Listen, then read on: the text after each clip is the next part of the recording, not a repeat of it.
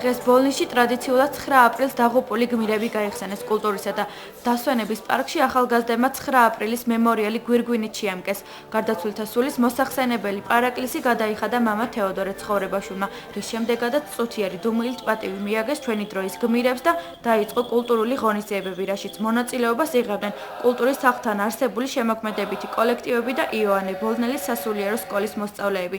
შესრულდა ასევე ქართული მრავალჟამიერი მოსწავლეებმა წაიკითხეს ლექსები.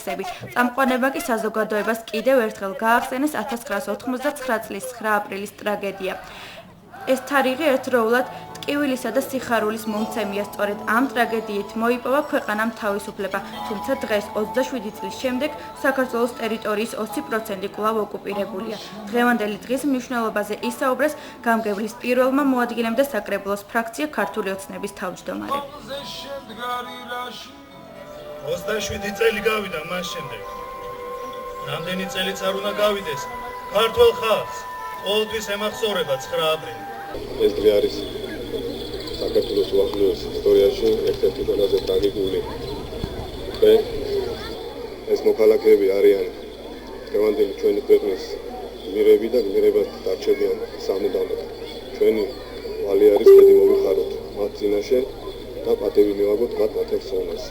ეს ერთ-ერთი მნიშვნელოვანი დღე არის და მე ვფიქრობ, რომ ეს დღე არის სიკვდილზე გამარჯვების დღე. და ჩვენი ვალია ყველა ჩვენთაგანის, რომ გვახსოვდეს ეს დღეები და ყოველთვის გავიხსენოთ ის ადამიანები, ვინც ჩვენი სამშობლოს თავისუფლებისთვის თავის შეცევა.